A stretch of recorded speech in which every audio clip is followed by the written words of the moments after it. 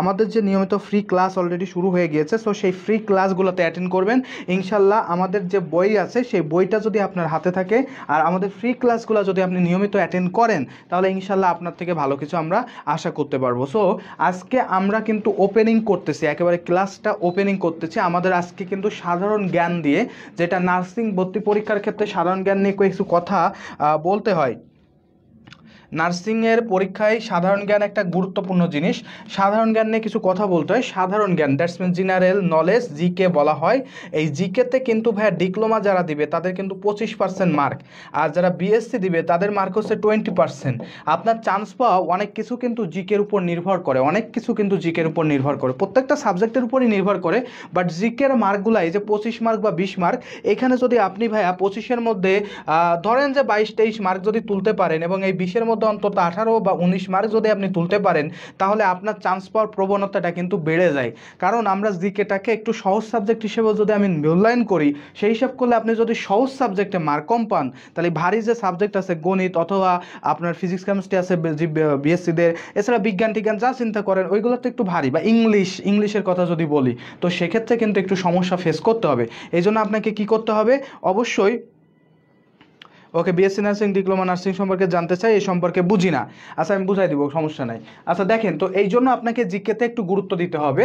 ওকে, so যারা আছেন GK তো অবশ্যই একটা ইম্পর্ট্যান্ট জিনিস, এবং এই জিনিসগুলো অনেকটা সহজ মনে হলো যে ভাইয়া আপনি কি সহজ জিনিস পড়ালো, দেখা যাবে দিন শেষে ওই জিনিসটাই আমরা ভুল করি। যেমন অনেকরা যদি আমি জিজ্ঞেস করি বলেন তো ভাষা আন্দোলন হয় কত সালে, যারা জানেন অনেকে কমেন্ট করবে যে আরে কি বলছে, সহজ জিনিস, একেবারে সহজ, আমি তো এটা পারি। বাট দেখা যায় কি আসলে দিন শেষে এই যে সহজ জিনিসটা ভাষা আন্দোলন, এই সহজ জিনিসটাই আপনি ভাইয়া ভুল করবেন। কেমনে? অনেকে দেখবেন যে ওই সময় মাথার মধ্যে পরীক্ষার সময় আপনার কিন্তু টেনশন থাকে যে কি পড়বো, অনেকে দিবে ভাই 1953 সাল, অনেকে দেবে 1954 সাল, এরকম অনেক শিক্ষার্থী পাইছি ভাইয়া ভুল করছে। বাট ওই শিক্ষার্থী কিন্তু আসলে জানে যে এটা হচ্ছে কি 1952 সালে হয়েছিল ভাষা আন্দোলন, এবং এটা কিন্তু সে জানে যে 1952 সালে শফিক রফিকের যে মৃত্যু ভাষার জন্য, সেই জিনিসটা কিন্তু হয়েছিল কবে, 1952 সালে। কিন্তু সেই জিনিসটা আমাদের অনেক শিক্ষার্থী আছে যে পরীক্ষার সময় গেলে কিন্তু ভুলে যায়, এই জন্য সহজ জিনিসটাই কিন্তু বেশি বেশি আসে। ওকে, এখন একজন ভাইয়া সম্ভবত জিজ্ঞেস করছে বিএসসি আর ডিপ্লোমা নার্সিং সম্পর্কে বুঝি না, একটু বুঝাই দেন। ডিপ্লোমা নার্সিংটা হচ্ছে ভাইয়া, ডিপ্লোমা এবং বিএসসি উভয় নার্সিং এইচএসসি পরীক্ষা করতে হয়। ডিপ্লোমা নার্সিংটা হচ্ছে এর কোর্সটা হচ্ছে 3 ইয়ার্সের এবং 6 মান্থ হচ্ছে ইন্টার্নশিপ আছে 3 মান্থ, দ্যাটস মিনস আপনার ইন্টার্নশিপ বলতে পারেন, ইন্টার্ন হয়েছে 6 মান্থ, তার মানে সব মিলাই আপনার প্রায় 3.5 বছর, অলমোস্ট আপনার 4 বছরের মতো সময় সব মিলাই কিন্তু ভাইয়া চলে যায়। আর যারা বিএসসিতে পরীক্ষা দিবেন তাদের সময় রয়েছে ভাইয়া 4 ইয়ার পড়াশোনা করতে হয়, 6 মান্থ আসছে আপনাকে অবশ্যই ইন্টার্ন করতে হবে। যেমন মেডিকেলে ইন্টার্ন করে একই 1 বছর, ঠিক তেমনি আপনার বিএসসিতে 6 মান্থের একটা ইন্টার্ন কিন্তু ভাইয়া করতে হয়। তো এই হচ্ছে মূলত বেসিক জিনিস। এবং এই বিএসসি যারা করবে এরা হচ্ছে অনার্স, দ্যাটস মিনস আপনি হচ্ছে যে বিশ্ববিদ্যালয়ে করবেন, যেমন আমি ঢাকা ইউনিভার্সিটি থেকে করছি, সো আমি ঢাকা বিশ্ববিদ্যালয় অ্যাফিলিয়েটেড, মানে আমি হচ্ছে অধিভুক্ত, ঠিক আছে, ঢাকা বিশ্ববিদ্যালয়। যেমন হচ্ছে যদি ঢাকা মেডিকেলে কেউ পড়ে, সে কিন্তু ঢাকা মেডিকেল কলেজ সার্টিফিকেট দেয় না, তাকে সার্টিফিকেট দেয় ঢাকা বিশ্ববিদ্যালয়। ঢাকা মেডিকেল কলেজও কিন্তু ঢাকা বিশ্ববিদ্যালয় অ্যাফিলিয়েটেড। ঠিক একইভাবে যদি আপনি অন্যান্য মেডিকেল কলেজ বা যান, সেগুলোতেও কিন্তু সেম একই বিষয়, সব জায়গায় কিন্তু একই বিষয়, সবই কিন্তু অ্যাফিলিয়েটেড। তো যেহেতু আমি হচ্ছে বিএসসি কমপ্লিট করছি, আমাদের এই প্রতিষ্ঠান, আমি ঢাকা নার্সিং কলেজ থেকে করছি, আমার প্রতিষ্ঠান হচ্ছে ঢাকা বিশ্ববিদ্যালয়ের অ্যাফিলিয়েটেড, ওকে, অধিভুক্ত ছিল। তো এটা হচ্ছে অনার্সের মর্যাদা ধরতে পারেন, এটা হচ্ছে অনার্সের মর্যাদা। আর ডিপ্লোমা, এটার আসলে স্পেসিফিকভাবে এরকম বলে না। ডিপ্লোমাটা শুনে অনেকে ভাবে যে এসএসসি পাস করলে হয়তো দেওয়া যাবে, বাট এটা কিন্তু এসএসসি পাস করলে দেওয়া যাবে না। নার্সিংয়ে একমাত্র নার্সিংয়ে যে ডিপ্লোমাটা আছে, এই ডিপ্লোমা দিতে গেলে আপনাকে অবশ্যই এইচএসসি পাস করতে হবে। এই ডিপ্লোমাকে এখনও পর্যন্ত এরকমভাবে কোনো দেওয়া হয় নাই যে এটা অনার্সের বা ডিগ্রির, এরকম কিছু দেওয়া হয় নাই। তবে অনেকে চেষ্টা করতেছে বা অনেক জায়গা থেকে আসতেছে যে ডিগ্রির এটা মর্যাদা দেওয়ার একটা কথা তোলা হয়েছে, ডিগ্রির একটা মর্যাদা দিতে পারে। সো এই হচ্ছে মূলত বেসিক পার্থক্য। এবং সবচেয়ে আরেকটা জিনিস হচ্ছে যারা বিএসসি কমপ্লিট করবে, তাদের ক্ষেত্রে একটা বড় সুবিধা হচ্ছে আপনি বিসিএস এর জেনারেল বিসিএস এর যে এগুলো আছে, এখানে কিন্তু অ্যাটেন্ড করতে পারবেন। এখানে কিন্তু অ্যাটেন্ড করতে পারবেন। আর যারা হচ্ছে ডিপ্লোমা দিবে তারা কিন্তু সরাসরি বিসিএসে কিন্তু অ্যাটেন্ড করতে পারবে না। এটা হচ্ছে একটা বেসিক পার্থক্য, ঠিক আছে? এই হচ্ছে আমাদের মূল আসলে বিএসসি আর ডিপ্লোমার মধ্যে পার্থক্য। ওকে, সো আজকে আমরা যেহেতু ক্লাস শুরু করতেছি একটা টপিক বেস ক্লাস, তো আমরা টপিক বেস ক্লাস থেকে প্রথম একটা টপিক নিয়ে আলোচনা শুরু করে দিই, ঠিক আছে? আমরা প্রথম একটা টপিক নিয়ে আলোচনা শুরু করে দিই। আমাদের আজকে যে টপিকটা আলোচনা করব সেটা হচ্ছে প্রাচীন বাংলার ইতিহাস। প্রাচীন যে বাংলাদেশ ছিল, প্রাচীন বাংলার ইতিহাস, এটা নিয়ে আমরা একটু আলোচনা শুরু করি। বাংলার ইতিহাস, তো ইতিহাস পর্যালোচনা করলে বাংলাদেশের যে ইতিহাস আছে এই ইতিহাস কিন্তু অনেক প্রাচীন একটা ইতিহাস, এবং এই ইতিহাসের টপিক থেকে প্রচুর পরিমাণে প্রশ্ন কিন্তু ভাইয়া পরীক্ষাতে আসে। তো এই যে বাংলাদেশ বা বাংলা এই নামটার আসলে উল্লেখ বা এই বাংলা নামটা আসলে কিভাবে আসছে, এই জিনিসটা সর্বপ্রথম আমরা একটু আলোচনা করি যে কিভাবে আসছে, আসলে বাংলা নামটা কিভাবে আমাদের মধ্যে আসলো। সর্বপ্রথম বাংলা নাম উল্লেখ করেন আবুল ফজল তার আইনি আকবরী গ্রন্থে। আবুল ফজল নামক একজন ছিল আইনি আকবরী গ্রন্থে, অর্থাৎ যখন হচ্ছে সম্রাট আকবর ক্ষমতায় ছিল, আইনি আকবরী তার একটা গ্রন্থ ছিল, কি নাম? আইনি আকবরী, আইন-ই-আকবরী। এই গ্রন্থে সর্বপ্রথম বাংলা শব্দের উল্লেখ পাওয়া যায়। সুন্দর করে মনে রাখতে হবে, সর্বপ্রথম বাংলা শব্দের উল্লেখ পাওয়া যায় আইনি আকবরী গ্রন্থে। কোন গ্রন্থে? আইনি আকবরী গ্রন্থে। প্রত্যেকটা জিনিস কিন্তু আপনি আমাদের যে বই আছে, আপনাকে যদি দেখাই যে এই বইতে কিন্তু প্রত্যেকটা জিনিস খুব সুন্দরভাবে প্রথমে আমরা দিয়েছি আপনাদের, এই বছর দিয়েছি হচ্ছে প্রথমে, যেহেতু আমাদের জাতীয় জীবনে একটা গুরুত্বপূর্ণ দিন ঘটে গিয়েছে গত সাম্প্রতিক বৈষম্য বিরোধী ছাত্র আন্দোলন, সেই জিনিসটাকে আমরা প্রথম তুলে ধরেছি। দেন আসছে আমরা পরবর্তীতে ধারাবাহিকভাবে প্রত্যেকটা জিনিস কিন্তু ভাইয়া তুলে ধরেছি। তাহলে সর্বপ্রথম বাংলা শব্দের উল্লেখ পাওয়া যায় কোথায়? সর্বপ্রথম বাংলা নামের উল্লেখ পাওয়া যায় আইনি আকবরী গ্রন্থে। আকবরী গ্রন্থে কত কার গ্রন্থ? এটা আবুল ফজলের আইনি আকবরী গ্রন্থে। আর বঙ্গ নামের উল্লেখ পাওয়া যায় ঐতরীয় আরণ্যক নামক একটা গ্রন্থ ছিল, ঐতরীয় আরণ্যক। বঙ্গ নামের উল্লেখ পাওয়া যায় ঐতরীয় আরণ্যক নামক একটা গ্রন্থ ছিল, ঐতরীয় আরণ্যক। এই গ্রন্থে সর্বপ্রথম বঙ্গ নামের উল্লেখ পাওয়া যায়। এই দুইটা পয়েন্ট খুব সুন্দর করে মনে রাখতে হবে। তাহলে বাংলা নামের উল্লেখ পাওয়া গেছে কোথায়? বাংলা নামের উল্লেখ পাওয়া গিয়েছে ভাই আবুল ফজলের আইনি আকবরী গ্রন্থে। বঙ্গ নামের উল্লেখ পাওয়া গেছে কোথায়? ঐতরীয় আরণ্যক নামক গ্রন্থে। এই দুইটা শব্দ খুব গুরুত্বপূর্ণ এবং এখান থেকে পরীক্ষায় কিন্তু ভাইয়া আসে। এখন আমরা চলে যাচ্ছি বাংলার কিছু প্রাচীন জনপদ ছিল। বাংলার কিছু প্রাচীন জনপদ ছিল, সেই জনপদগুলোতে আমরা একটু চলে যাই। প্রাচীন কিছু জনপদ, এই জনপদগুলোর মধ্যে সব জনপদ কিন্তু আমাদের পড়া লাগবে না। প্রাচীন জনপদ, এই জনপদে সব কি আমাদের পড়ার দরকার আছে? না, আমাদের সব দরকার নাই। কিছু জনপদ আমাদেরকে পড়তে হবে। তার মধ্যে সর্বপ্রথম যে জনপদটা আপনাকে অবশ্যই বেশি ভালো করে পড়তে হবে সেটা হচ্ছে পুণ্ড। পুণ্ড, এই পুণ্ড, এটাকে বলা হয় সবচেয়ে প্রাচীন জনপদ। বাংলার সবচেয়ে প্রাচীন জনপদ হচ্ছে পুণ্ড। সবচেয়ে প্রাচীন জনপদ হচ্ছে পুণ্ড, ঠিক আছে? সবচেয়ে প্রাচীন জনপদ। এটা যদি কখনো পরীক্ষা আসে সুন্দর করে উত্তর দিবেন, এটা কি হবে? পুণ্ড। ওকে, মনে রাখেন এটা। এরপর আসি ভাইয়া, পুণ্ড আসলে কোন অঞ্চল নিয়ে গঠিত? তো পুণ্ডনগর বলতে আমরা আসলে ভালো করেই জানি, বগুড়াকে ভালো করেই বুঝি যে পুণ্ডনগর সেটা কোথায় অবস্থিত? বগুড়াতে অবস্থিত। এর পাশাপাশি রাজশাহী, রংপুর এবং দিনাজপুর, রাজশাহী, রংপুর এবং দিনাজপুর, এই অঞ্চলগুলো হচ্ছে ভাইয়া আমার পুণ্ডনগরের অন্তর্গত। রংপুর আর হচ্ছে দিনাজপুর, এটা হচ্ছে পুণ্ডের ভিতরে, ঠিক আছে? জাস্ট মাথার মধ্যে রাখতে হবে, এটা পুণ্ডের ভিতরে। ওকে, এই চারটা অঞ্চলই হচ্ছে পুণ্ড নিয়ে গঠিত। ওকে, একজন দিচ্ছে নুসরাত জাহান দিচ্ছে আমাতুল্লাহ, ওকে, থ্যাংক ইউ যুক্ত হওয়ার জন্য। কল্পনা দিচ্ছে আসসালামু আলাইকুম। ওয়ালাইকুম আসসালাম আপু, যুক্ত হওয়ার জন্য ধন্যবাদ। শেষ পর্যন্ত থাকতে হবে, আশা করি যে নোট করবেন এবং সুন্দর করে আমাদের যে গুছানো পড়াগুলো আছে এই পড়াগুলো সুন্দর করে ক্লিয়ার করবেন। তাহলে রংপুর, রাজশাহী এবং দিনাজপুর এই অঞ্চলগুলো নিয়ে হয়েছে কি ভাইয়া? পুণ্ড। এরপর যদি বলি ভাইয়া, দ্বিতীয় যেটা আপনাকে বেশি আসে সেটা হচ্ছে হরিকেল। হরিকেল জনপদ, এই হরিকেলের মধ্যে কি রয়েছে ভাইয়া? হরিকেলের মধ্যে অন্তর্গত বর্তমান বাংলাদেশের যে ইটা আছে, আমি যদি একটু আঁকায় দেখাই, এই বাংলাদেশের কোন অঞ্চলটা হরিকেলের মধ্যে? হরিকেলের মধ্যে অন্তর্ভুক্ত যে দুইটা জেলা আছে সেটা হচ্ছে ভাইয়া সিলেট আর চট্টগ্রাম। পার্বত্য চট্টগ্রাম আর হচ্ছে সিলেট, পার্বত্য চট্টগ্রাম আর হচ্ছে সিলেট, এই দুইটা হচ্ছে ভাইয়া হরিকেল জনপদের অন্তর্গত। এরপরে যদি বলে ভাইয়া সমতট, সমতট এই শব্দটা যদি আসে, সমতটের অন্তর্গত হচ্ছে ভাইয়া আমাদের দেশের কুমিল্লা, ঠিক আছে? কুমিল্লা আর নোয়াখালী, এই দুইটা হচ্ছে সমতটের অন্তর্গত। নোয়াখালী জাস্ট মাথার মধ্যে রাখতে হবে এবং খুব গুরুত্বপূর্ণ দুইটা জিনিস, এবং এই দুইটা থেকে ভাইয়া প্রচুর পরিমাণে প্রশ্ন আসে, তাই ভেরি ইম্পর্ট্যান্ট হিসেবে এই দুইটা তো মাথার মধ্যে অবশ্যই রাখতে হবে। এই দুইটার বিকল্প কিচ্ছু নাই, তাই আমি বারবার বলতেছি এই দুইটা কিন্তু ইম্পর্ট্যান্ট সব থেকে বেশি। হরিকেলে, সিলেট সিলেটের পার্বত্য চট্টগ্রাম, সমতটে আছে কুমিল্লা আর নোয়াখালী, কুমিল্লা আর নোয়াখালী। পুণ্ডে সবচেয়ে প্রাচীন জনপদ, যদি কখনো প্রশ্ন আসে সরাসরি উত্তর দিব পুণ্ড। পুণ্ডের মধ্যে কি কি রয়েছে? বগুড়া, রাজশাহী, রংপুর, দিনাজপুর। বগুড়া, রাজশাহী, রংপুর আর হচ্ছে কি ভাইয়া দিনাজপুর। সুন্দর করে আশা করি যে মনে থাকবে। ওকে, এবার দেখো ভাইয়া সমতটের পর এই যে 3 নাম্বার গেল, সমতটের পর আমি যদি বলি ভাইয়া চন্দ্রদ্বীপ, চন্দ্রদ্বীপ এই শব্দটা যদি কখনো আসে, চন্দ্রদ্বীপ, সুন্দর করে মনে রাখতে হবে। চন্দ্রদ্বীপ আর একটা দেশের মানে বিপরীত নাম, সেটা হচ্ছে বরিশাল।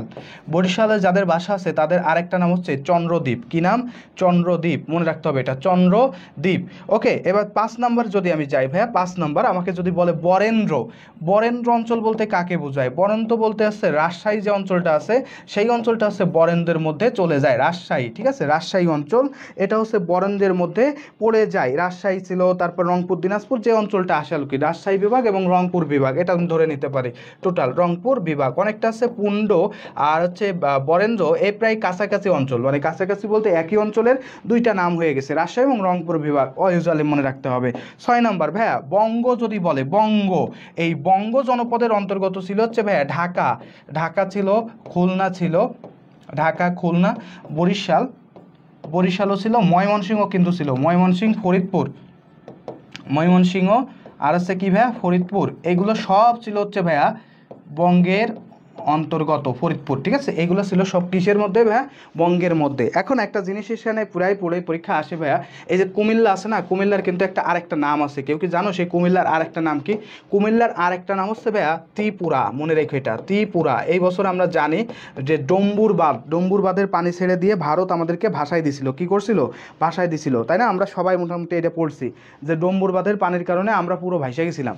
ওকে, আদিরা আলী বলছে আসসালামু আলাইকুম দিছে, ওয়ালাইকুম আসসালাম আপু, যুক্ত হওয়ার জন্য ধন্যবাদ। সো তোমরা সবাই অবশ্যই যুক্ত হবে এবং তোমার যারা বন্ধু বান্ধব আছে তাদেরকে অবশ্যই মেনশন করে দিতে পারো। ঠিক আছে, তো দেখো এই যে ব্রহ্মপুর বাঁধ, এর কারণে কিন্তু আমরা পুরো কি ভেসে গেছিলাম না? আমাদের কি কুমিল্লা অঞ্চলটা পুরোই ভেসে গেছিলো, আমরা জানি, সবাই হয়তো জানি কুমিল্লা পুরো ভেসে গেছিলো এবং আমরা তো প্রচুর পরিমাণে এটার জন্য কান্নায় মানে হয়েছে, আমাদের বেশ ক্ষতি হয়েছে। সো এটা কি হয়েছে? এটা কোথায়? ত্রিপুরায়। তাই আমি বলতে পারি কুমিল্লার আরেকটা নাম কি? কুমিল্লার আরেকটা নাম হচ্ছে ত্রিপুরা। তাহলে আমরা এই 6টা জনপদ খুব ভালো করে পড়বো, তার মধ্যে 2 নাম্বার আর 3 নাম্বারটা ভাইয়া অবশ্যই অবশ্যই খুব গুরুত্বপূর্ণ, এই জন্য এই 3টা জনপদ আমাদেরকে খুব ভালো করে ভাইয়া পড়তে হবে। ওকে, সো আমরা পরে চলে যাই, আমাদের পরে আমরা এখন আসলে বাঙালি জাতিসত্তার কীভাবে মানে সৃষ্টি হলো এই জিনিসটা আমরা একটু পড়ি। বাঙালি, আমরা যদি বাঙালি কিভাবে সৃষ্টি হলো এটা যদি পড়তে যাই, সর্বপ্রথম বলতে হয় বাঙালি হচ্ছে একটা সংকর জাতি। প্রথম কথা হচ্ছে বাঙালি হচ্ছে একটা সংকর জাতি, তার মানে এর মধ্যে সংমিশ্রণ ঘটছে, মিক্সড হয়েছে। মিক্সড কীভাবে মিক্সড হয়েছে সেটা আমরা একটু দেখি ভাই। বাঙালি এই জাতিগোষ্ঠী মূলত আসলে 2টা জনগোষ্ঠী থেকে আসছে, একটা হচ্ছে ভাই আর্য থেকে আসছে, আরেকটা আসছে কোন জায়গা থেকে? অনার্য থেকে। ঠিক আছে, এই 2টা মনে রাখতে হবে, একটা হচ্ছে আর্য আর একটা হচ্ছে ভাইয়া অনার্য, এই 2টা জাতিগোষ্ঠী থেকে আসছে। এই যে আর্য, এই আর্যের মধ্যে কি কি আছে ভাইয়া?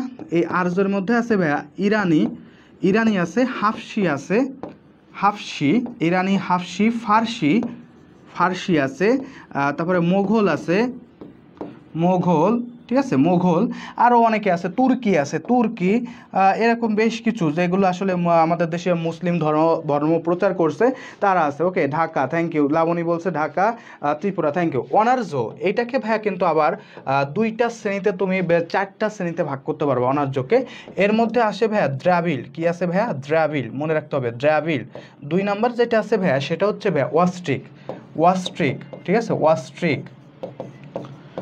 তারপরে দেখো ভাইয়া ভোট চিনীয়, ভোট চিনীয় বা মঙ্গোলীয় বলা হয়, ভোট চিনীয়। আরেকটা কি আছে ভাইয়া? বলো তো কি আছে? আমাদের দেশে অনার্যের মধ্যে আছে দ্রাবিড়, ওয়াস্ট্রিক, ভোট চিনীয়, আরেকটা কি আছে বলতো?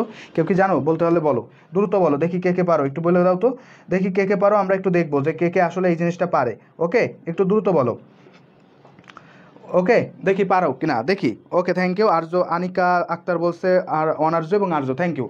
আর্য, অনার্য, এর মধ্যে আসলে 4টা আছে। কি কি বলছি? 4টা আছে। কি কি আছে? দ্রাবিড় আছে, আমরা এটা জানি, অস্ট্রিক, ভোট চিনীয়, আর একটা বাকি থেকে গেছে।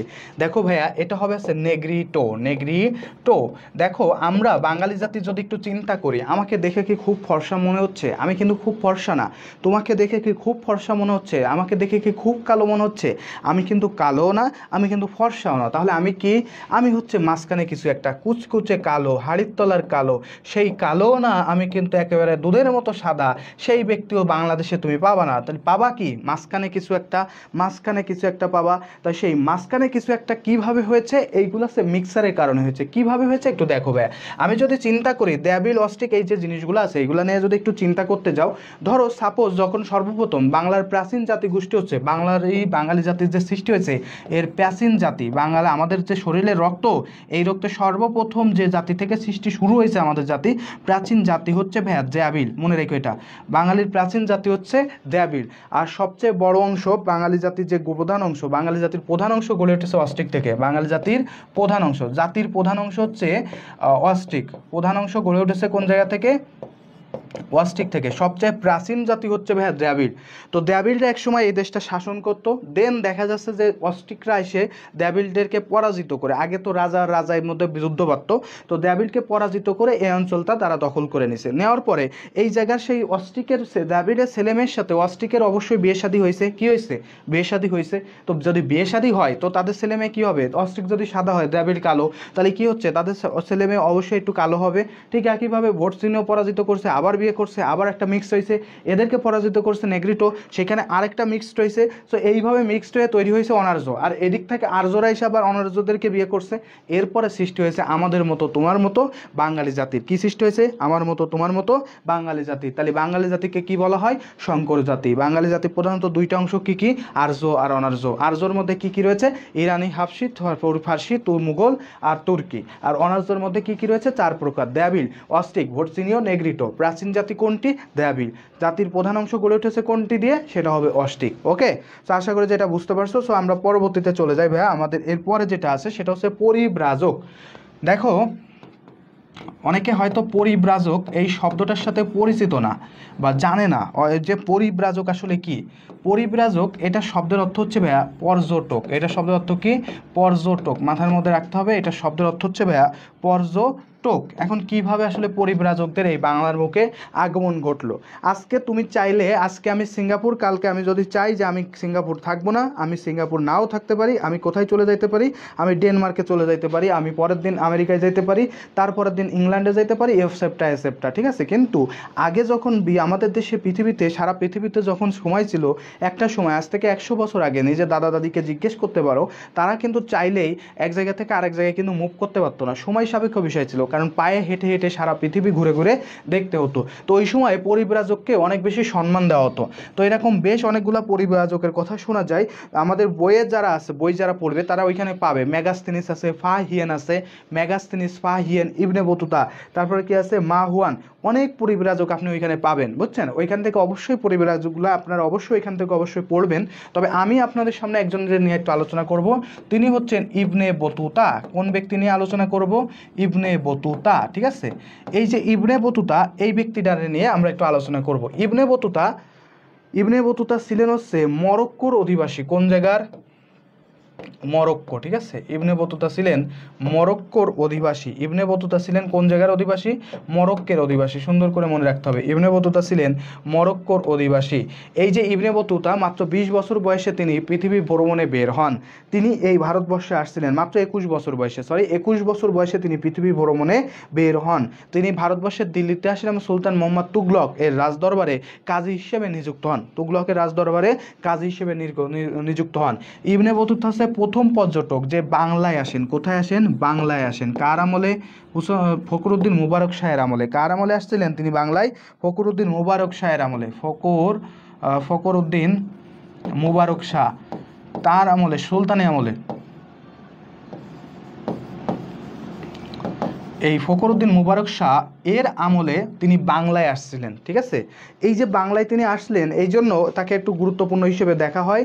তাই বাংলায় আসা প্রথম পর্যটককে অবশ্যই ইবনে বতুতাকে দাগাইতে হবে। এরপরে যদি ভাইয়া জিজ্ঞেস করে ইবনে বতুতা, ঠিক আছে, বাংলায় আসছেন ফখরুদ্দিন মুবারক শাহের আমলে, ইনি মূলত আসছিলেন খানজাহান আলী। আমরা জানি যে পীর আছে শাহজালাল, হজরত শাহজালাল রহমতুল্লাহ আলাইহি, আমরা জানি সিলেটে সেই পীরের সঙ্গে দেখা করার জন্য তিনি বাংলায় আসছিলেন। কোথায় আসছিলেন? বাংলায় আসছিলেন। তো বাংলায় আসার পর ফখরুদ্দিন মুবারক শাহ তার রাজদরবার ছিল হচ্ছে সোনারগাঁ, যেটা বর্তমানে নারায়ণগঞ্জ হিসেবে পরিচিত। কী হিসেবে পরিচিত? নারায়ণগঞ্জের সোনারগাঁ আমরা জানি। সেই নারায়ণগঞ্জের ওই পাশ দিয়ে তারপরে তিনি আসছেন হযরত শাহজালাল রহমতুল্লাহ আলাইহির সাথে দেখা করতে গেছিলেন। ওকে, সো দেখো ইবনে বতুতা বাংলায় আসেন কার শাসন আমলে? এই ফখরুদ্দীন মোবারক শাহের আমলে।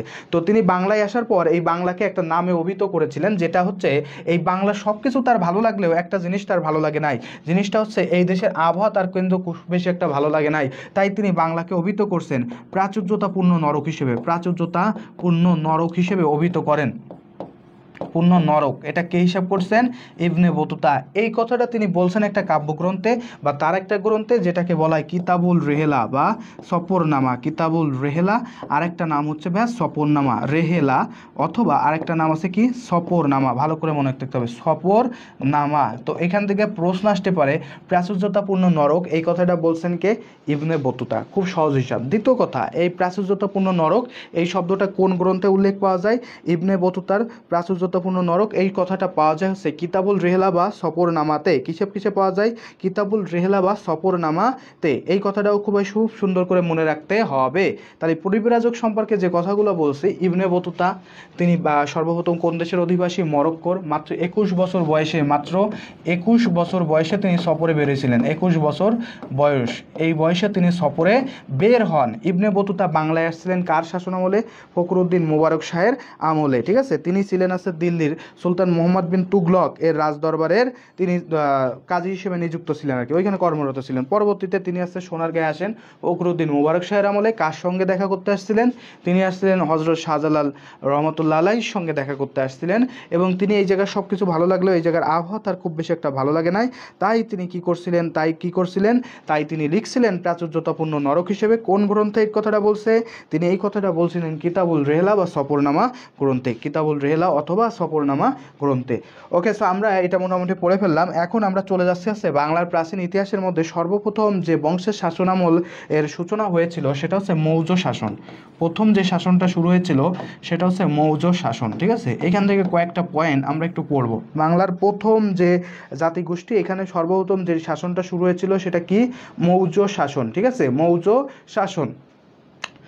শাসন দিয়ে শুরু হয়েছিল। ওকে, এখন দেখো আমাদের মাঝে মাঝে একটা প্রশ্ন আসে, আমরা গ্রিক যে দার্শনিক আছে, সক্রেটিস আছে, তারপর প্লেটো আছে, সক্রেটিস আছে, তারপর কি আছে? প্লেটো আছে, তারপর অ্যারিস্টটল আছে, তারপর আলেকজান্ডার আছে। ওকে, তো এই জিনিসটা একটু মনে রাখা, একটা শর্ট ট্রিক্স দিয়ে মনে রাখতে পারবা কার গুরু কে।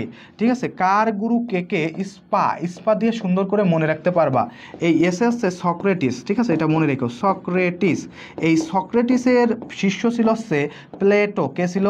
প্লেটো, মনে রেখো এটা। আর প্লেটোর শিষ্য ছিল হচ্ছে ভাইয়া অ্যারিস্টটল। ঠিক আছে, অ্যারিস্টটল। ওকে, অ্যারিস্টটল, এটা মনে রেখো। আর অ্যারিস্টটলের শিষ্য ছিল ভাইয়া আলেকজান্ডার দ্য গ্রেট। ঠিক আছে, আলেকজান্ডার ছিল সে অ্যারিস্টটলের শিষ্য। আলেকজান্ডার ছিল কে?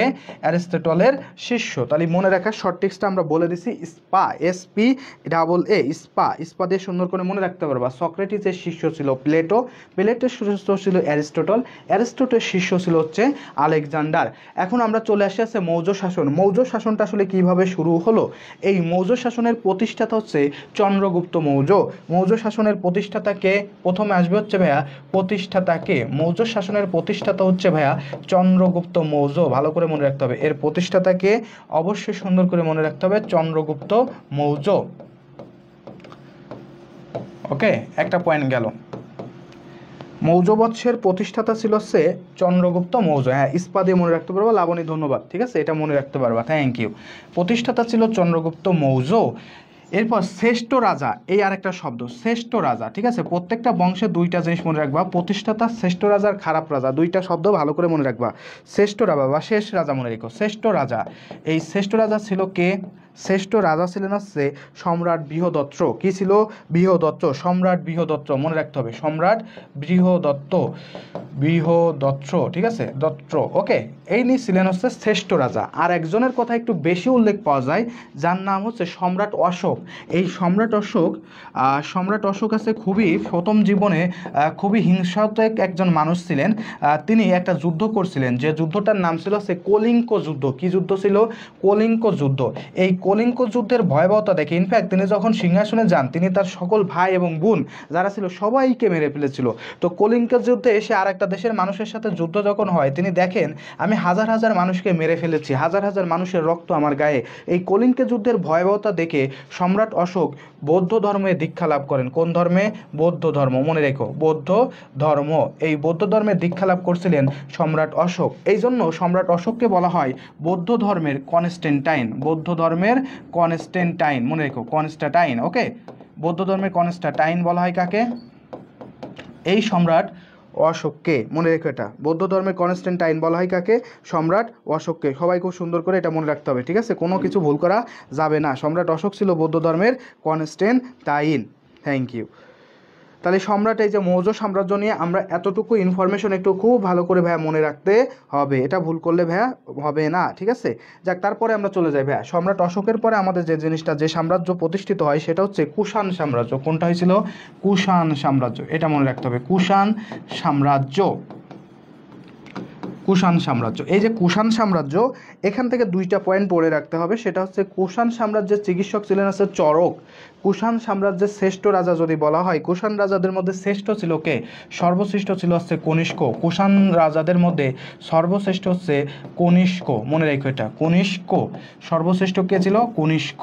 আর দ্বিতীয় যে পয়েন্টটা তোমাকে উল্লেখ করতে পারে যে কনিষ্কের একজন চিকিৎসক ছিলেন, নাম হচ্ছে চরক। তাহলে কুষাণ সাম্রাজ্য থেকে এই দুইটা পয়েন্ট মনে রাখলেই হবে।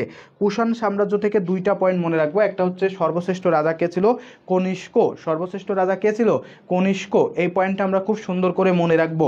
কুষাণ সাম্রাজ্যের সর্বশ্রেষ্ঠ রাজা ছিল হচ্ছে কনিষ্ক। Thank you. ওকে, আশা করি যে পারছো। লাবণী সুন্দর সুন্দর করে উত্তর দিচ্ছে, ধন্যবাদ। ওকে, থ্যাংক ইউ। অনেকে অনেক কমেন্ট করতেছে, ধন্যবাদ। যদি ক্লাস অবশ্যই ভালো লাগবে ইনশাল্লাহ, তোমরা আমাদের সঙ্গে যদি থাকো। সো তোমাদের পরীক্ষার জন্য যতটুকু দরকার সেটা কিন্তু আমরা ইনশাল্লাহ প্রোভাইড করবো। তোমরা যারা এখনও পর্যন্ত বইগুলো কালেক্ট করো নাই, আমাদের বইগুলো কিন্তু একটু কালেক্ট করে নাও। বইগুলো থেকে তোমরা যদি পড়া শুরু করো, আমাদের সাথে ধারাবাহিকভাবে তোমরা যদি ক্লাস করো এবং পড়ো আমাদের বইটা, ইনশাল্লাহ তুমি সফল হবা। সো বইটা কালেক্ট করার জন্য আমি প্রাইসটা বলি নাই, আমাদের বইয়ের প্রাইসটা হচ্ছে মাত্র 420 টাকা। মাত্র 420 টাকা, ঘরে বসে উইথাউট কোরিয়ার চার্জ তুমি কিন্তু হাতেই বইটা পেয়ে যাবা। ওকে, 420 টাকায় এই যে চমকপ্রদ এই বইটা কিন্তু তুমি ভাইয়া পেয়ে যাচ্ছ। সো যারা এখনও পর্যন্ত ভর্তি হওয়া নয়, তারা কিন্তু দ্রুত ভর্তি হয়ে নিজের প্রস্তুতি কিন্তু গুছানো শুরু করে দাও, ঠিক আছে? ভর্তি না হও আর না হও, বইটা কিনে আমাদের ভর্তি হতে হবে না, আমাদের বইটা কিনতে হবে, ঠিক আছে? যারা এখনও পর্যন্ত বইটা কেনো নাই, বইটা কিনে দ্রুত প্রস্তুতি গুছাই ফেলো, ঠিক আছে? এটাই হচ্ছে মূল কথা। তোমাদের প্রস্তুতিটাকে গুছাই ফেলতে হলে কি করতে হবে? অবশ্যই তোমাকে এই বইটাকে কালেক্ট করতে হবে, ঠিক আছে? ওকে, এরপরে চলে যায়। এরপরে ছিল হচ্ছে গুপ্ত সাম্রাজ্য। এরপর প্রতিষ্ঠিত হচ্ছে গুপ্ত শাসন, ঠিক আছে? পরবর্তী শাসনটা হচ্ছে গুপ্ত শাসন। এই গুপ্ত শাসনের প্রতিষ্ঠাতা বলা হয়েছে চন্দ্রগুপ্তকে। এই গুপ্ত প্রতিষ্ঠাকে প্রথম চন্দ্রগুপ্ত।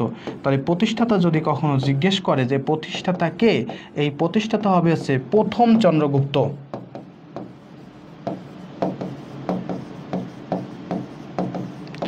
প্রতিষ্ঠাতাকে প্রথম চন্দ্রগুপ্ত। 2 নাম্বার পয়েন্ট যদি ভাইয়া আসে তাহলে কি করবা? 2 নাম্বারে যদি বলে চন্দ্রগুপ্ত তো গেল, এরপর সর্বশ্রেষ্ঠ রাজাকে, এই কথা যদি বলে তাহলে উত্তর দিবা সমুদ্রগুপ্ত। সর্বশ্রেষ্ঠ রাজাকে, এই কথা সর্বশ্রেষ্ঠ যদি আসে তাহলে দিবা কি?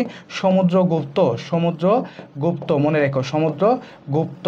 প্রাচীন ভারতে নেপোলিয়ানও বলা হয় কাকে? এই নেপোলিয়ানও বলা হয় সমুদ্রগুপ্তকে। প্রাচীন ভারতের এই সমুদ্রগুপ্তের আরেকটা নাম ছিল, সেটা কি ভাইয়া একটু দেখো। সমুদ্রগুপ্তকে আরেকটা নামে অভিহিত করা হতো, সেটা হচ্ছে প্রাচীন ভারতের নেপোলিয়ান হিসেবে।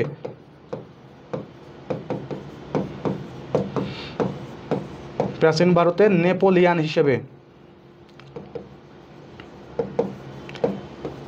এটাও অভিহিত করা হতো কাকে? এটাও অভিহিত করা হতো হচ্ছে সমুদ্রগুপ্তকে। প্রাচীন ভারতের নেপোলিয়ানকে সমুদ্রগুপ্ত। এরপরে যে পয়েন্টটা আসে সেটা হচ্ছে ভাইয়া সর্বশ্রেষ্ঠ গেল বিক্রমাদিত্য। বিক্রমাদিত্য এটা একটা উপাধি ছিল কার জানো? এই বিক্রমাদিত্য উপাধি ছিল হচ্ছে দ্বিতীয় চন্দ্রগুপ্তের। কার ছিল জানো? দ্বিতীয় চন্দ্রগুপ্তের উপাধি ছিল বিক্রমাদিত্য, দ্বিতীয় চন্দ্রগুপ্ত।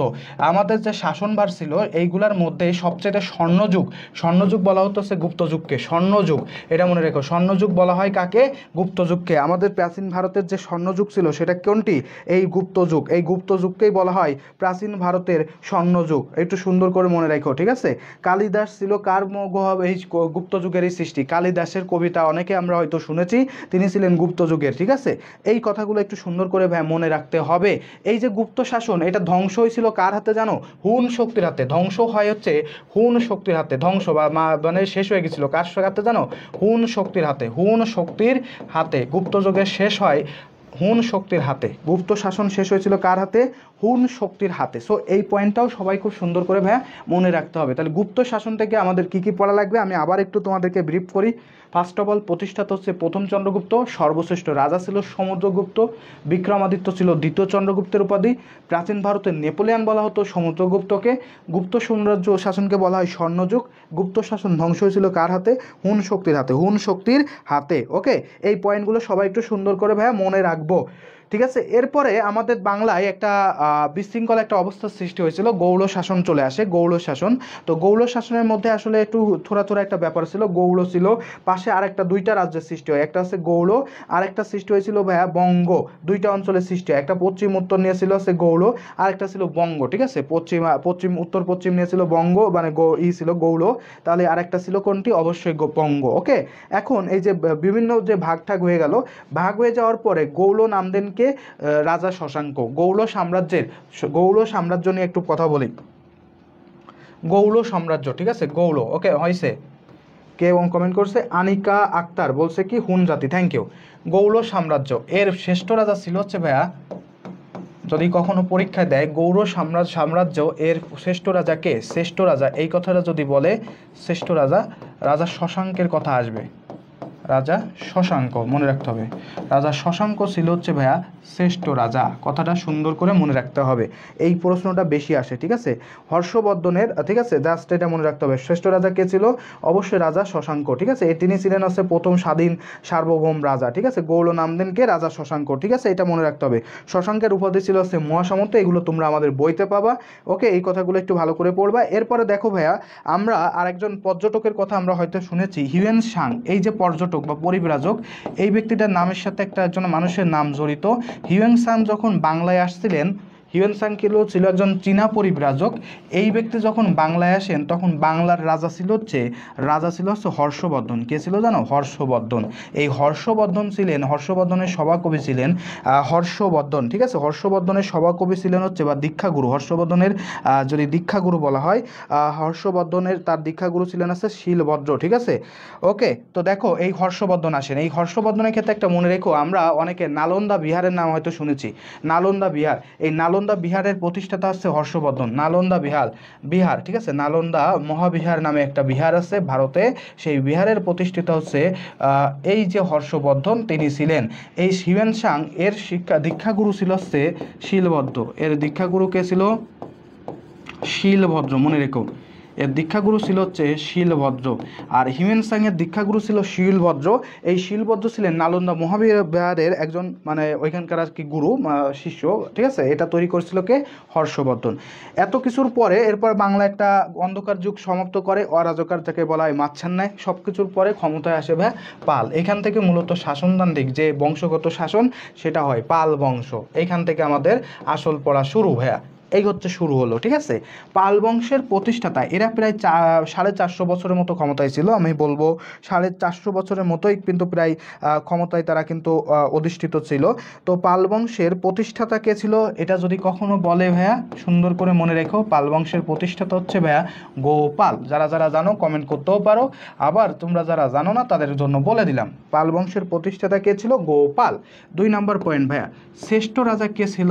শ্রেষ্ঠ রাজা, এটা যদি পাল বংশে তো অনেক রাজা আসছে, গোপাল, দেবপাল, ধর্মপাল, তারপর আছে মহাপাল, আছে অনেক পালটাল আসছে, রামপাল আসছে। এর মধ্যে আমাদের শ্রেষ্ঠ রাজা কে ছিল? হ্যাঁ, এই তো 400 বছরে একটু বেশি, অনেকে 450 বছর বলে বা 400 বছরও তুমি বলতে পারো, ঠিক আছে। এখন বলো গোপাল ভাইয়া, ওকে থ্যাংক ইউ। সুস্মিতা বাসক বলছে গোপাল ভাইয়া, থ্যাংক ইউ আপু। ওকে, শ্রেষ্ঠ রাজা কে ছিল? এই যে আমাদের তো প্রথম রাজা ছিল, সে প্রতিষ্ঠাতা তো গোপাল ছিল, আমরা জানি। শ্রেষ্ঠ রাজা কে ছিল জানো ভাইয়া? শ্রেষ্ঠ রাজা কে ছিল? যে যে জানো ভাই একটু কমেন্ট করবা, শ্রেষ্ঠ রাজা কে ছিল? আমাদের যে ধর্ম আছে পাল বংশ, পাল বংশের শ্রেষ্ঠ রাজা কে ছিল? যারা জানো একটু কমেন্ট করবা। এরপর 3 নম্বর আমরা যেটা পড়বো সেটা হচ্ছে শেষ রাজা। যদি কখনো জিজ্ঞেস করে শেষ রাজা কে ছিল, ঠিক আছে, শেষ রাজা, শ্রেষ্ঠ রাজা, শেষ রাজা, এই কথাগুলো আমরা পড়বো সবাই। Okay thank you. Susmita Basak বলছে গোপাল ভাইয়া, তারপরে কমেন্ট আমি পাই না এখনো। শ্রেষ্ঠ রাজা ছিল হচ্ছে ভাইয়া ধর্মপাল, একটু মনে রাখতে হবে, ধর্মপাল, ঠিক আছে, ধর্মপাল। ওকে, শ্রেষ্ঠ রাজা কে ছিল? ধর্মপাল, একটু মনে রাখতে হবে। এই ধর্মপাল সম্পর্কে কয়েকটা পয়েন্ট আমরা একটু পড়ে ফেলি, দেখি পারি কিনা। ধর্মপাল সম্পর্কে আমরা একটা বিহারের নাম জানি, বাংলাদেশে খুব গুরুত্বপূর্ণ একটা বিহার হচ্ছে সোমপুর বিহার, তোমরা হয়তো জানো সোমপুর বিহার। এই বিহারটা কোথায় অবস্থিত জানো কেউ? সোমপুর বিহারটা কোথায় অবস্থিত? Dharmapala, thank you. লাবণী পারছে, সুস্মিতা বসাক পারছে, লাবণী আক্তার, সুস্মিতা, থ্যাংক ইউ আপু। যারা যারা পারতেছো ধন্যবাদ। এখন বলো তো ভাইয়া, এই যে সোমপুর বিহার, এটা কোথায় অবস্থিত? এই সোমপুর বিহারের আরেকটা নাম হচ্ছে পাহাড়পুর বিহার। কি নাম? পাহাড়পুর বিহার, মনে রেখো, পাহাড়পুর বিহার। এই সোমপুর বিহারের আরেকটা নাম হচ্ছে পাহাড়পুর বিহার। এই সোমপুর বিহারটা অবস্থিত বা পাহাড়পুর বিহার, এটা অবস্থিত হচ্ছে ভাইয়া নওগাঁতে। কোথায়? নওগাঁতে। ওকে, মনে রেখো, নওগাঁতে অবস্থিত এই সোমপুর বিহার বা পাহাড়পুর বিহার। এই বিহারের প্রতিষ্ঠাতা কে জানো? এই বিহারের প্রতিষ্ঠাতা হচ্ছে ভাইয়া ধর্মপাল। এই সোমপুর বিহার বা পাহাড়পুর বিহারের প্রতিষ্ঠাতা হচ্ছে ভাইয়া ধর্মপাল। এটা কে ভাইয়া? ধর্মপাল। সবাই খুব সুন্দর করে মনে রাখতে হবে, এটার প্রতিষ্ঠাতা হচ্ছে ভাইয়া ধর্মপাল। ওকে, এরপরে ভাইয়া আরেকটা জিনিস আসতে পারে, সেটা হচ্ছে আমাদের যে সোমপুর বিহার পাহাড়পুর বিহার গেল, ধর্মপালের একটা উপাধি ছিল যেটার নাম হচ্ছে বিক্রমশীল। কি নাম? বিক্রমশীল। ধর্মপালের একটা উপাধি ছিল, বিক্রমাদিত্য ছিল দ্বিতীয় চন্দ্রগুপ্তের, বিক্রমশীল হচ্ছে ধর্মপালের, ঠিক আছে, উপাধিটা একটু লাগবে। তাহলে কি বলছি? সোমপুর বিহার বা পাহাড়পুর বিহার অবস্থিত নওগাঁতে, এর প্রতিষ্ঠাতা ছিল ধর্মপাল, আর এর উপাধি কি ছিল? বিক্রমশীল, বিক্রমশীল। Okay thank you. এবার শেষ রাজা, শেষ রাজা যার হাত ধরে শেষ হয়েছিল এই ক্ষমতা, তার নাম হচ্ছে মদন পাল। কি পাল? মদন পাল, ঠিক আছে, মদন পাল। আর 4 নম্বর যে পয়েন্টটা, একটা বিদ্রোহ হয়েছিল যেটাকে বলা হয় কৃষক শ্রমিকের একটা বিদ্রোহ, যেটাকে বলা হয় কৈবত্র বিদ্রোহ, ইতিহাসে যেটা কৈবত্র বিদ্রোহ নামে পরিচিত। এই বিদ্রোহটা হয়েছিল কার শাসনামলে জানো? দ্বিতীয় মহিপালের শাসনামলে। কার শাসনামলে? দ্বিতীয় মহিপালের শাসনামলে। এটাও মনে রাখতে হবে, দ্বিতীয় মহিপাল, তার শাসনামলে হয়েছিল কৈবত্র বিদ্রোহ। ওকে, এখন দেখো আমাদের হিন্দু ধর্মাবলম্বী যে ভাইয়ারা আছেন বা আপুরা আছে, তাদের তোমরা একটু জানো রাম সীতারামের যে একটা কাহিনী আছে, রাম রাবণের কাহিনী, রাম আর আছে রাবণ, তার একটা যে কাহিনী তোমরা জানো হয়তো বা, ঠিক আছে, ঠিক আছে, রামায়ণের কাহিনী, রামায়ণের কাহিনী, ঠিক আছে, রামায়ণ। এই যে রামায়ণ, এটা বলা হয় রামায়ণটা লেখা হয়েছে মূলত পাল শাসনামলে। রামায়ণ এটা লেখা হয়েছে, রামায়ণ এটা মূলত লেখা হয়েছে কোন শাসনামলে? পাল আমলে, পাল, ঠিক আছে, পাল আমলে। ওকে, এটা লেখা হয়েছে মূলত পাল আমলে। কার শাসনামলে? রামপালের শাসনামলে। মনে রেখো এটা, রামপাল, তার শাসনামলে এই রামায়ণটা লেখা হয়েছে। ওকে, এর পাশাপাশি আরও একটা জিনিস তোমরা পড়বা, সেটা হচ্ছে আমাদের যে বাংলা সাহিত্যের সবচাইতে আদি নিদর্শন, কাউকে যদি জিজ্ঞেস করি সবচেয়ে আদি নিদর্শন কোনটি? বাংলা সাহিত্যের আদি নিদর্শন কোনটি? কেউ কি জানো ভাইয়া? কমেন্ট করো। আদি নিদর্শন, ঠিক আছে, নিদর্শন, এটা কেউ কি জানো? একটু কমেন্ট করবা, নিদর্শন কোনটি? বাংলা সাহিত্যের আদি নিদর্শন কোনটি? মদন পাল, থ্যাংক ইউ পারছো। বাংলা সাহিত্যের আদি নিদর্শন কোনটি? যে যে জানো একটু কমেন্ট করে জানাই দাও। হ্যাঁ, ওকে ওকে, এই যে রামায়ণ বা রামচরিত, যেটাকে রামচরিত হিসেবে অভিহিত করা হচ্ছে, রামায়ণ বা রামচরিত যেটাই তুমি বলো, এই রামচরিত এটা লিখছে মূলত হচ্ছে কে জানো? সন্ধ্যাকর নন্দী। কে লিখছে? সন্ধ্যাকর নন্দী, মনে রেখো, সন্ধ্যাকর নন্দী। ওকে, এই যে রামচরিত অনেকে বলে থাকে, রামচরিতে মূলত আসলে রামায়ণ না, এখানে রামপাল সম্পর্কে আসলে ব্রিফলি বলা হয়েছে। যেমন ধরো আজকে দেখবা যে সরকারি ক্ষমতায় আসুক বা যেই আসুক না কেন, দেখবা যে আমাদের মঞ্চে বা যার সম্পর্কে আমরা বলতে যাই, যেই মনে করো যে একটা স্টেজে একজন গণ্যমান্য ব্যক্তি আছে, যাই বলি যে কৃষকের হাতুড়ি, মানে কৃষকের ধান কাটার সেই কাস্তে, তারপরে ধরো যে শ্রমিকের মাথার গামছা, অমুকের শীতের বস্ত্র, ইত্যাদি ইত্যাদি বলে বলি আজকে আমাদের আমাদের সঙ্গে হাজির হয়েছেন অমুক ভাই। এই যে আমরা ব্রিফ দিই, এই যে ব্রিফটা আমরা করি, ঠিক একইভাবে আগে কিন্তু যখন রাজারা থাকে তাদেরও কি একটা ব্রিভেশনের দরকার আছে না, তাদেরকে একটু পটাতে হবে না, তেল দিতে হবে না, সেই তেলের কাজটা করছিল কে? এই সন্ধ্যাকার নন্দী একটা বই লিখে রামপালকে উপহার দিছিল। কী করেছিল? রামপালকে উপহার দিছিল। ওকে, তো যাও, বাংলা সাহিত্যের আদি নিদর্শন এটা বলা হয় কাকে? চর্যাপদকে। কাকে বলা হয়? চর্যাপদ। ওকে, এই চর্যাপদও কিন্তু সৃষ্টি হয়েছে পাল আমলে। আর একটা কথা মনে রেখো, আমরা যে পুণ্ডনগরের কথা বলেছিলাম, এই পুণ্ডনগরও কিন্তু এসেছে কোন শাসন আমলে? পাল আমলে। পুণ্ডনগর এটারও কিন্তু সৃষ্টি হয়েছে মূলত পাল আমলে। ময়স্তানগড়, পুণ্ডনগর এটাও মূলত আসছে কোন জায়গা থেকে? পাল আমলে, মনে রেখো। ওকে, তাহলে বোঝা গেছে পাল শাসন আমলে কিন্তু অনেক কিছু হয়েছে, আমাদের কিন্তু মনে রাখতে হবে। ফার্স্ট অফ অল আমাদের প্রতিষ্ঠাতা হচ্ছে গোপাল, শ্রেষ্ঠ রাজা হচ্ছে ধর্মপাল, শেষ রাজা হচ্ছে মদন পাল। তারপর কি বলছি? কৈবর্ত বিদ্ধ, এটা হয়েছিল কার শাসন আমলে? দ্বিতীয় মহিপালের শাসন আমলে। রামচরিত এটা লেখা হয়েছে কার শাসন আমলে? পাল আমলে। বাংলা সাহিত্যের আদি নিদর্শন কোনটি? চর্যাপদ। রামচরিত লিখছে কে? সন্ধ্যাকর নন্দী। সন্ধ্যাকর নন্দী। ওকে, সো পরে চলে যাই ভাই, আমাদের পাল শাসনের পর বাংলার ক্ষমতা গ্রহণ করে সেন বংশ। কারা করে? সেন বংশ। তার আগে আর একটা কথা বলি, আমাদের যে পাল শাসন ছিল, পাল বংশের রাজারা ছিল সে বৌদ্ধ ধর্মের। তারা কোন ধর্মের ছিল জানেন? বৌদ্ধ ধর্মের ছিল। এরা সবাই ছিল হচ্ছে বৌদ্ধ ধর্মের। পাল বংশের রাজারা ছিল হচ্ছে বৌদ্ধ ধর্মের। রাজারা ছিলেন বৌদ্ধ ধর্মের, মনে রেখো এটা। ওকে, এই পয়েন্টটাও খুব গুরুত্বপূর্ণ। বৌদ্ধ ধর্মের পাল বংশের রাজারা ছিল সবাই কি? বৌদ্ধ ধর্মের। এরপর চলে আসি, আমাদের ছিল হচ্ছে ভাইয়া সেন বংশ। সেন বংশ এরা ছিল হচ্ছে ভাইয়া হিন্দু ধর্মের। কি ছিল এরা? হিন্দু ধর্মের। ওকে, এটা মনে রাখতে হবে, হিন্দু ধর্মের। ওকে, সমস্যা, আচ্ছা, হিন্দু ধর্মের ছিল এরা সবাই। কি ছিল ভাইয়া? হিন্দু ধর্মের ছিল। এটা সবাই খুব সুন্দর করে ভাইয়া মাথার মধ্যে রাখতে হবে। সেন বংশের প্রতিষ্ঠাতা যদি কখনো জিজ্ঞেস করে সেন বংশের প্রতিষ্ঠাতাকে, সুন্দর করে উত্তর দিবেন ভাইয়া হেমন্ত সেন। এর প্রতিষ্ঠাতা ছিল হচ্ছে ভাইয়া হেমন্ত সেন। হেমন্ত সেন, মনে রাখতে হবে, হেমন্ত সেন। সেন বংশের প্রতিষ্ঠাতা ছিল হেমন্ত সেন। এরপর যদি কেউ জিজ্ঞেস করে ভাইয়া সেন বংশের তো প্রতিষ্ঠাতা হেমন্ত সেন ছিল, সর্বশ্রেষ্ঠ রাজা কে ছিলেন?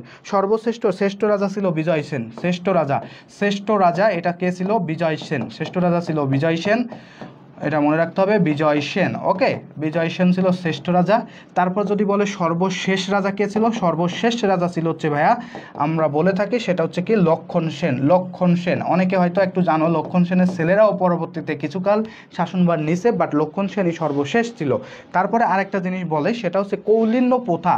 কৌলিন্য প্রথা বা কৌলিন্য প্রথা বলে একটা শব্দ আছে, কৌলিন্য প্রথা। এই প্রথার প্রবর্তক কৌটিল্য বা কৌলিন্য প্রথা যেটাই বলি, এই কৌলিন্য প্রথা, এই প্রথার প্রবর্তক ছিল বল্লাল সেন। বল্লাল সেন। ওকে, এখানে একটা বিষয় আছে, কৌলিন্য প্রথাটা কি আমি একটু ব্যাখ্যা করি ভাই। ফার্স্ট অফ অল আমাদের হিন্দু ধর্ম বলবে, এরা হয়তো জানো আমাদের এখানে কিন্তু ব্রাহ্মণ, ক্ষত্রিয়, শূদ্র, বৈষ্ণব এরকম চারটা ভাগে কিন্তু ভাগ করা হতো। চারটা ভাগে, ব্রাহ্মণ, ক্ষত্রিয়, শূদ্র, বৈষ্ণব এরকম চারটা ভাগে কিন্তু ভাগ করা হতো। এই যে ভাগটা হিন্দু ধর্মাবলম্বীর যে ভাগ, এই ভাগটা সৃষ্টি করছে কৌলিন্য প্রথা, এবং এটা কে করছিল? বল্লাল সেন। এটা কে করছিল? বল্লাল সেন। এই লক্ষণ সেনকে পরাজিত করছিল সে ইখতিয়ার উদ্দিন মোহাম্মদ বিন বখতিয়ার খিলজি। ইখতিয়ার উদ্দিন মোহাম্মদ বিন বখতিয়ার খিলজি, ঠিক আছে, এটাও মনে রাখতে হবে, মোহাম্মদ বিন বখতিয়ার খিলজি। ওকে, বখতিয়ার খিলজি এই ব্যক্তি হচ্ছে সর্বপ্রথম, বখতিয়ার খিলজি এই ব্যক্তি হচ্ছে লক্ষণ সেনকে পরাজিত করে। এবং ইতিহাসে এমনও শোনা যায় লক্ষণ সেনের ইখতিয়ারউদ্দিন মোহাম্মদ বিন বখতিয়ার খিলজি একটু প্রতিবন্ধী ছিল। সো সে যখন আসে তার যে মুড মশান, বা সে কিন্তু ছিল আছে আফগানিস্তানি, সে যখন আসে তার মুড মশান দেখে লক্ষণ সেন পিছনের দরজা দিয়ে নাকি পালাই গেছিল। পিছনের দরজা দিয়ে নাকি পালাই গেছিল। তাহলে ইখতিয়ারউদ্দিন মোহাম্মদ বিন বখতিয়ার খিলজির কাছে পরাজিত হয়েছিল কে? লক্ষণ সেন। ইখতিয়ারউদ্দিন মোহাম্মদ বিন বখতিয়ার খিলজির কাছে পরাজিত হয়েছিল কে? লক্ষণ সেন। শ্রেষ্ঠ রাজা কে ছিল? বিজয় সেন। সর্বদিষ্টাতা কে ছিল? হেমন্ত সেন। ঠিক আছে, সর্বশেষ কে ছিল? লক্ষণ সেন। কৌলিন্য প্রথা কার আমলের সৃষ্টি? বল্লাল সেনের। বল্লাল সেন, ঠিক আছে, বল্লাল সেনের সৃষ্টিকে কৌলিন্য প্রথা। ওকে, এরপর চলে যায় ভারতবর্ষে মুসলিম শাসনের কিন্তু সূচনা হয়ে গিয়েছে কিভাবে? এর মধ্যে আমাদের এই যে বল্লাল সেন টেন, এরা মূলত আসলে কলকাতা কেন্দ্রিক চিন্তা ভাবনা করতো, বা এই আশেপাশের অঞ্চল নিয়ে। আর ওইদিকে যে দিল্লি আছে, দিল্লি কিন্তু রাজধানী ছিল। সো দিল্লিতে অলরেডি কিন্তু প্রতিষ্ঠা হয়ে গিয়েছে। এই প্রতিষ্ঠাটা হয়েছিল সে পানিপথের প্রথম যুদ্ধের মাধ্যমে। কি যুদ্ধের মাধ্যমে? পানিপথের প্রথম যুদ্ধ হয়েছিল। পানিপথের প্রথম যুদ্ধ, এই যুদ্ধের মাধ্যমে কিন্তু ওইদিকে কিন্তু প্রতিষ্ঠিত হওয়া শুরু হয়ে গেছিল। সেই যুদ্ধটা হয়েছিল মূলত হচ্ছে ভাইয়া, ঠিক আছে, পানিপথের যুদ্ধ না, সরি, তরাইনের যুদ্ধের মাধ্যমে কিন্তু প্রতিষ্ঠা হয়ে গেছিল, তরাইন যুদ্ধ।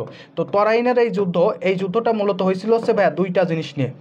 ঠিক আছে। তরাইনের যুদ্ধটা হয়েছিল মূলত হচ্ছে দুইটা বিষয় নিয়ে, কারণ পানিপথের প্রথম যুদ্ধ হয়েছিল হচ্ছে বাবরের সাথে, ঠিক আছে, সম্রাট বাবরের সাথে। দ্বিতীয় যুদ্ধ হয়েছিল ওই যে আমাদের মারাঠা উপজাতি আছে ওদের সাথে, ঠিক আছে। এই যে যুদ্ধগুলো হয়েছিল এগুলো হচ্ছে পানিপথের যুদ্ধ। এখন তরাইনের যে যুদ্ধ এটা মূলত হয়েছিল দুইটা ভাগে, একটা হয়েছিল 1191 সালে, আর একটা হয়েছিল 1192 সালে। এই সর্বপ্রথম যে যুদ্ধ হয় দুইটা পক্ষ ছিল, একটা হচ্ছে মোহাম্মদ ঘুরি ছিল, আর একটা ছিল হচ্ছে ভাইয়া পৃথ্বীরাজ চৌহান। মোহাম্মদ ঘুরি ছিল, আর একটা কী ছিল, পৃথ্বীরাজ চৌহান। এই দুইটা পক্ষ ছিল। পৃথ্বীরাজ চৌহান ওই সময় আসছে ভারতের দিল্লির রাজা ছিল পৃথ্বীরাজ চৌহান। এই দুইটার মধ্যে যুদ্ধ হয়, ঠিক আছে। যুদ্ধ হইলে প্রথম যুদ্ধে 1191 সালে প্রথম যে যুদ্ধ হয় বিশ্বরূপ সেন এবং কেশব সেন, হ্যাঁ ঠিক আছে, তারাও কিছুকাল শাসন করছে, বাট এটা আসলে ধরা হয় না। এদের মধ্যে যখন যুদ্ধ হয় প্রথম যুদ্ধে মোহাম্মদ ঘুরি পরাজিত হয়, তিনি পরাজিত হয়েছিলেন এবং তিনি পালায়ে জীবন রক্ষা করে তিনি আফগানিস্তানে ফেরত বা যেখান থেকে আসছিলেন সেখানে ফেরত গেছিলেন। কিন্তু দ্বিতীয় যে যুদ্ধ হয়েছিল তখন আবার কি করছে মোহাম্মদ ঘুরি জনবল একটু বেশি নিয়ে আসছে, জনবল বেশি আনছে এবং পৃথ্বীরাজ চৌহানের সাথে যুদ্ধ করছে। ঘুরি কি করছে, পৃথ্বীরাজ চৌহানের সাথে যুদ্ধ করছে এবং এই যুদ্ধে ভাইয়া পৃথ্বীরাজ যে চৌহান ছিল সেই চৌহান কিন্তু ভাইয়া পরাজিত হয় এবং তাকে হত্যা করা হয়। সে কি হয়েছিল, পরাজিত হয় এবং সে কি হয়, হত্যা করা হয়, ঠিক আছে, হত্যা করা হয়। এই হত্যা করার মাধ্যমে বাংলায় মুসলিম শাসনের কিন্তু সূচনা শুরু হয়ে যায়। বাংলায় মুসলিম শাসনের কি হয়ে গেল, সূচনা শুরু হয়ে গেল। এখন আমি তোমাদেরকে একটা প্রশ্ন জিজ্ঞেস করব, এই তরাইনের যুদ্ধ তো হয়েছে, তরাইনের যুদ্ধের ফলে যে বাংলায় দুইটা যুদ্ধ হয়েছে, 1191 সালে আর একটা হচ্ছে 1192 সালে। প্রথম যুদ্ধে মোহাম্মদ ঘুরি পরাজিত, দ্বিতীয় যুদ্ধে পৃথ্বীরাজ চৌহান পরাজিত এবং মারা যায়। প্রথম যুদ্ধে কিন্তু মোহাম্মদ ঘুরি মারা যায়নি। এখন একটা জিনিস আসে, সেটা হচ্ছে সুলতান মাহমুদের নাম হয়তো তোমরা শুনছো, সুলতান মাহমুদ, ঠিক আছে। এই যে একটা কবিতা ছিল, চালা হাতুড়ি শাবল চালা, কোথায় সুলতান মাহমুদ, কোথায় গজনির সুলতান মাহমুদ, ঠিক আছে। এই সুলতান মাহমুদ ছিলেন হচ্ছে গজনির সুলতান। কোন জায়গার, গজনির সুলতান।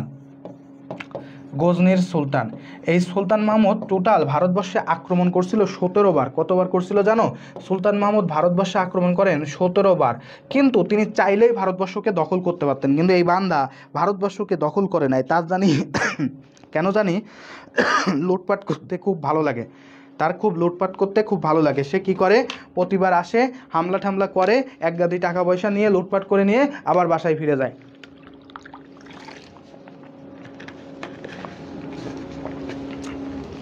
কি করে তাইলে, লুটপাট করতে খুব ভালো লাগে। পৃথ্বীরাজ চৌহান, গজনির সুলতান মাহমুদ, এই যে সুলতান মাহমুদ যে কী করছে, 17 বার ভারতবর্ষ আক্রমণ করছে, আসে সুন্দর করে মাইধার দিয়ে টাকা পয়সা নিয়ে হাতায় উতায় নিয়ে চলে যায়, ঠিক আছে। 17 বার ভারতবর্ষকে কী করছে, আক্রমণ করছে। ওকে, সো দেখো আজকে আমরা প্রাচীন বাংলার ইতিহাসে মূলত আজকে এই পর্যন্তই আমরা রাখবো। তবে আমাদের যে কাজটা হচ্ছে সেটা হচ্ছে, তোমরা যে পড়াশোনা করতেছো, সবাই অনেককে পড়াশোনা করছো, আমরা কিছু জিনিস যদি তোমাদের বইতে দেখাই, দেখো আমাদের প্রত্যেকটা জিনিসের কিন্তু এইভাবে সাজানো গুছানো আছে এবং পরে এমসিকিউ আছে। যদি দেখতে চাও, এই যে দেখতে পারো ইনস্ট্যান্ট প্র্যাকটিস আছে, দেন হচ্ছে তুমি বিগত বছরগুলোতে এখান থেকে কী প্রশ্ন আসছে সেটা আছে, এবং লাস্টে তুমি যাতে সেলফ টেস্ট দিতে পারো, বাসায় বসে বসে সেলফ টেস্ট দিতে পারো, টিচারের থেকে যে প্রশ্নগুলো পাবা বা যা পাবা সে ঠিক আছে। বাট আমি বলি যে নিজে থেকে আসলে যে স্বল্প পরিসরে আমরা যে চেষ্টা করেছি, আমরা গত বছর হাজার হাজার শিক্ষার্থীকে পড়িয়েছিলাম এবং তারা কিন্তু আসলে ভালো জায়গায় অনেকে কিন্তু গিয়েছে, এবং এখান থেকে পড়ে আমরা আসলে সন্তুষ্ট হচ্ছে এটা শুনে যে এখান থেকে পড়েও ভার্সিটিতে নার্সিংয়ে যতটুকু পড়িয়েছি এটা থেকে পড়ে অনেকে কিন্তু বিশ্ববিদ্যালয়ে চান্স পেয়েছে। তো সেটা কিন্তু অনেকে আমাদেরকে মেসেজ করে জানিয়েছে। এখন তোমরা যারা আসলে বাসায় বসে প্রিপারেশন নিচ্ছ এবং বিভিন্ন কারণে হোক বা যেভাবেই হোক তোমরা বিভিন্ন কারণে আসলে বিভিন্ন জায়গায় যে কোচিং করা সেটা আসলে সম্ভবপর হচ্ছে না, তাদের জন্য আমাদের স্বল্প প্রয়াস, এখানে তোমাদের যে কাজটা করতে হবে, আমাদের বইটা তোমাকে অবশ্যই হাতে রাখতে হবে, কারণ বইটা থেকে আমরা মূলত আসলে তোমাকে যে জিনিসটা আমি পড়িয়েছি এই জিনিসটা সম্পূর্ণটাই আমাদের বইতে আছে এবং পুরো জিনিসটা আমাদের বইতে আছে। দেখো খুব সাজানো গুছানোভাবে আমাদের বইতে প্রত্যেকটা টপিক ধরে ধরে গুরুত্বপূর্ণ ইম্পর্ট্যান্ট জিনিসগুলো দিয়ে আমরা বইটাকে তোমাদের জন্য সাজিয়েছি, যেন তোমরা একটা সুন্দর জিনিস পাও এবং সুন্দর জিনিস দেখেও তোমাদের যাতে একটু ভালো লাগে ভাইয়া। সো এই জিনিসটা যারা এখনও পর্যন্ত তোমরা কালেক্ট করো নাই, আমাদের বইগুলো যারা এখনও পর্যন্ত বিভিন্ন জায়গা থেকে কালেক্ট করো নাই, তারা দ্রুত কালেক্ট করবে। এবং সেই সঙ্গে সঙ্গে আমাদের বইটার আরেকটা বিষয় হচ্ছে, আমাদের বইটা যদি কালেক্ট করতে চাও আমাদের পেজে কিন্তু মেসেজ দিতে পারো, কারণ আমাদের পেজে মেসেজ দিলে দেখা যাচ্ছে ঘরে বসে মাত্র 420 টাকা খরচ করে তুমি ঘরে বসে কিন্তু আমাদের বইটা ভাইয়া পেয়ে যাবা। সো যারা একটা সুন্দর প্রিপারেশন নিতে চাচ্ছেন বা একটা সুন্দর নার্সিং প্রতিষ্ঠানে পড়তে চাচ্ছেন, তারা কি করতে হবে, তাদের জন্য এখন থেকেই সুন্দর করে প্রিপারেশনটা আগায় নিতে হবে। যদি আপনি চিন্তা করেন যে আমি পরবর্তীতে প্রিপারেশন আগায় নিব, এটার সময় কিন্তু আর নাই ভাই। অলরেডি মেডিকেলে সার্কুলার দিয়ে মানে শেষ, অলরেডি বলে দিছে।